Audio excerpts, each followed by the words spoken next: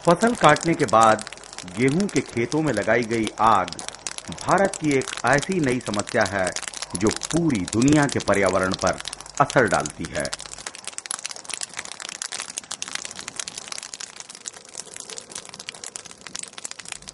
यह आग न केवल ग्लोबल वार्मिंग में सहायक होती है, बल्कि खेतों की उर्वरा शक्ति को भी प्रभावित करती है।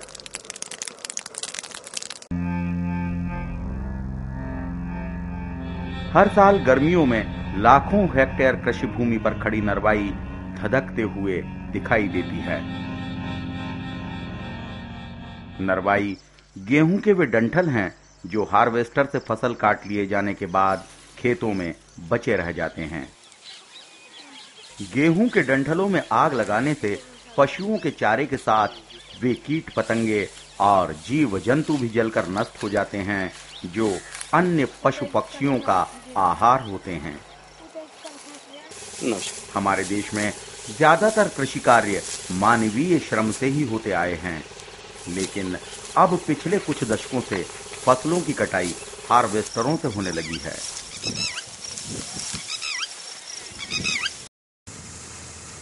यह विशाल मशीन अपने टैंक में गेहूं भर ले जाती है और पीछे खेतों में भूसा और नरवाई बची रह जाती है।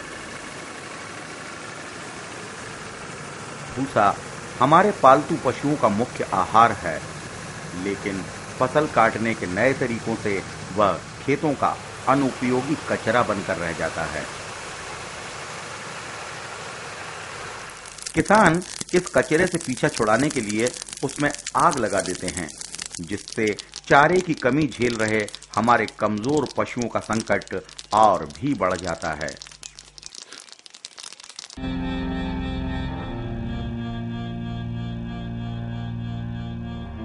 कई बार खेतों में लगी आग गांवों तक जा पहुंचती है और भारी तबाही मचाती है।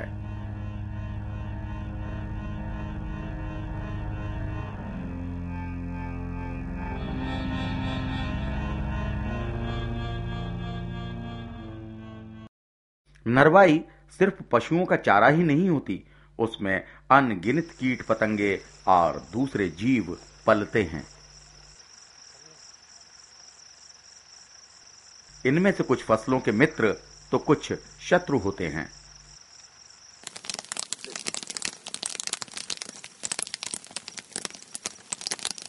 ये सभी उस खाद्य श्रृंखला का हिस्सा हैं जिसके ऊपरी छोर पर इंसान होता है।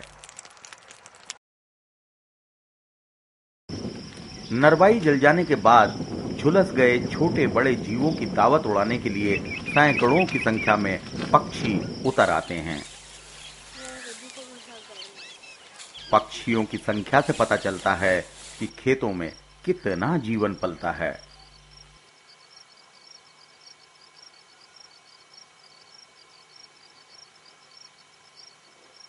खेतों में लगाई गई आग भूमि की उर्वर सतह को भी भारी नुकसान पहुंचाती है।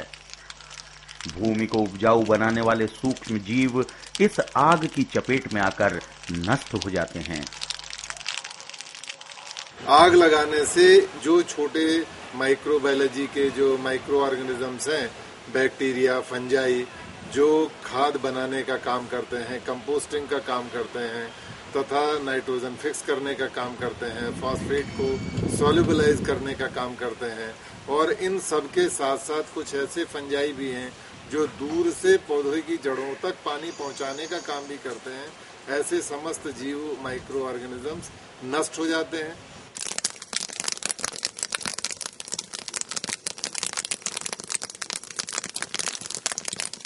गेहूं की ये अवशेष को जलाने से जो भूमि की सतह पर जो माइक्रोफ्लोरा होते हैं वो जल करके नष्ट हो जाते हैं, उनको नुकसान हो जाता है।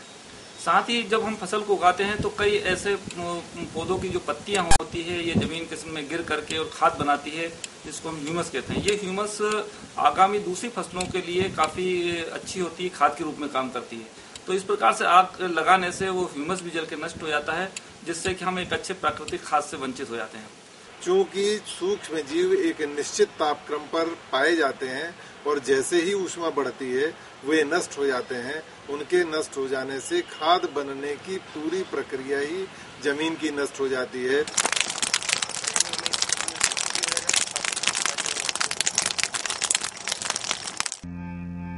आग लगाने से खेतों को कुछ भी फायदा नहीं होता। कुछ ही देर में तेज हवा खेतों में बिखरी राख को अपने साथ उड़ा ले जाती है।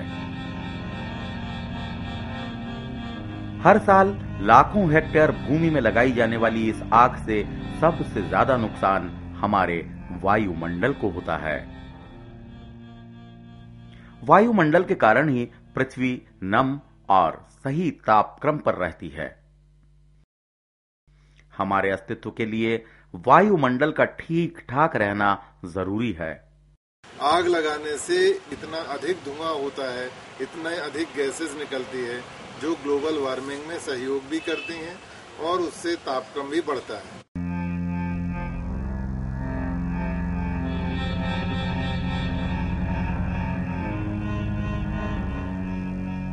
औद्योगिक क्रांति के बाद से वायुमंडल में कार्बन डाइऑक्साइड जैसी कई गैसों की मात्रा लगातार बढ़ती ही जा रही है।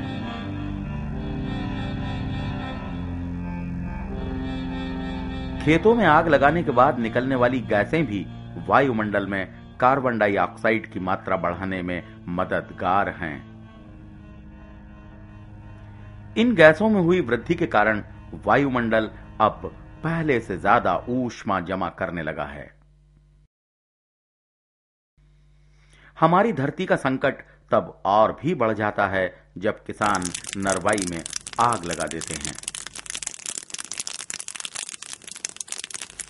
इससे धरती का बुखार और भी बढ़ रहा है।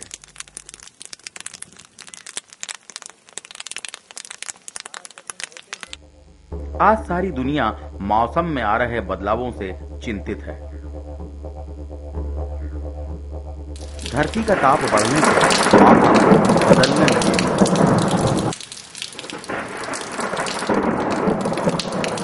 बार बार अवर्षा और बाढ़, बेमौसम बर्फबारी और बढ़ती ही जा रही गर्मी सभी धरती के गर्म होने की चेतावनी दे रहे हैं।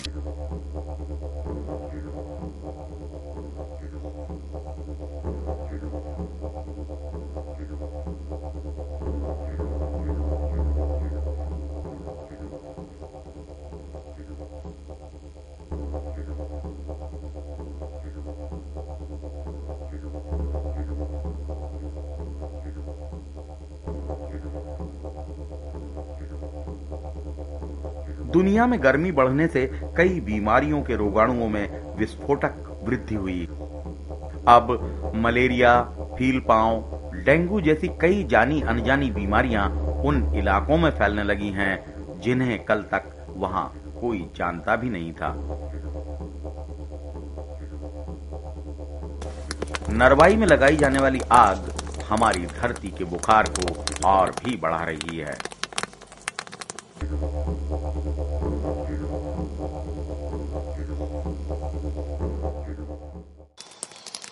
इसके बावजूद उपयोगी चारे को नुकसानदेह गर्म गैसों में बदलने का यह क्रम न केवल जारी है बल्कि इसका दायरा लगातार बढ़ता ही जा रहा है। हम नहीं जानते हैं कि अनजाने में ही हम अपनी खेती और पर्यावरण को कितना नुकसान पहुंचा रहे हैं।